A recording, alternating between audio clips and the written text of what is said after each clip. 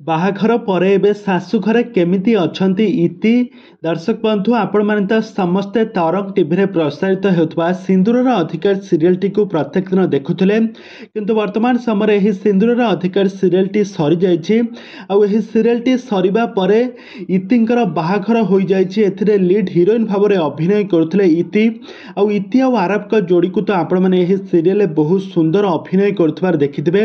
ଆଉ ତାଙ୍କର ଯୋଡ଼ିକୁ ଆପଣମାନେ ବେଶ ପସନ୍ଦ ମଧ୍ୟ କରୁଥିଲେ, କିନ୍ତୁ ବର୍ତ୍ତମାନ ସମୟରେ ଇତିଙ୍କର ବାହାଘର ସରିଯାଇଛି। ବାହାଘର ପରେ ସେ ଗୋଟେ ଓଡ଼ିଆ ଘରର ବୋହୂ ଭାବରେ ଚଳୁଥିବାର ନଜରରେ ଆସିଛନ୍ତି ଇତି।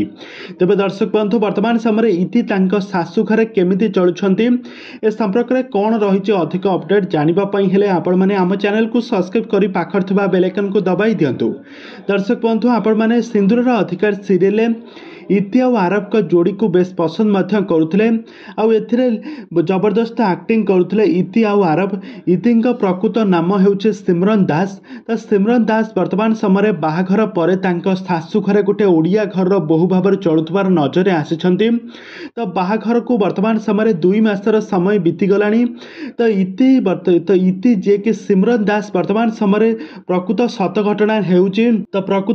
ଘଟଣା ହେଉଛି ବର୍ତ୍ତମାନ ସମୟରେ ଇତି କୌଣସି ବି ଓଡ଼ିଆ ସିରିଏଲରେ ଅଭିନୟ କରୁନାହାନ୍ତି କି କୌଣସି ବି ଓଡ଼ିଆ ସିନେମା ବା କୌଣସି ଓଡ଼ିଆ ଆଲବମରେ ଅଭିନୟ କରୁନାହାନ୍ତି। ସେ ବହୁତ ସାରା ଓଡ଼ିଆ ମ୍ୟୁଜିକ୍ ଭିଡ଼ିଓରେ ଅଭିନୟ କରୁଛନ୍ତି।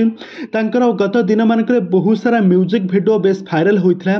ତାଙ୍କୁ ଦର୍ଶକମାନେ ବହୁ ମାତ୍ରାରେ ପସନ୍ଦ କରୁଥିଲେ।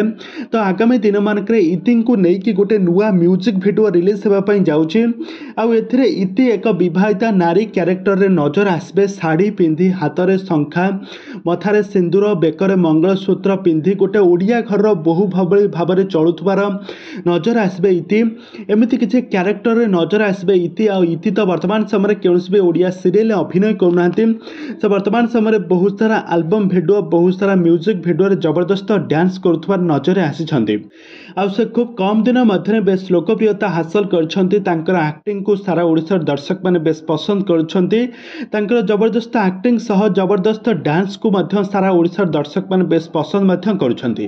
ତେବେ ଦର୍ଶକ ବନ୍ଧୁ, ଆପଣମାନଙ୍କୁ ସିନ୍ଦୁରର ଅଧିକାର ସିରିଏଲରେ ଇତି ଆଉ ଆରବଙ୍କ ଯୋଡ଼ି ଆପଣମାନଙ୍କୁ କେମିତି ଲାଗୁଥିଲା, ଇତିଙ୍କ ଆକ୍ଟିଂ ଆପଣମାନଙ୍କୁ କେମିତି ଲାଗୁଥିଲା, ଆମକୁ ନିହାତି ଭାବେ କମେଣ୍ଟ ବକ୍ସରେ କମେଣ୍ଟ କରନ୍ତୁ।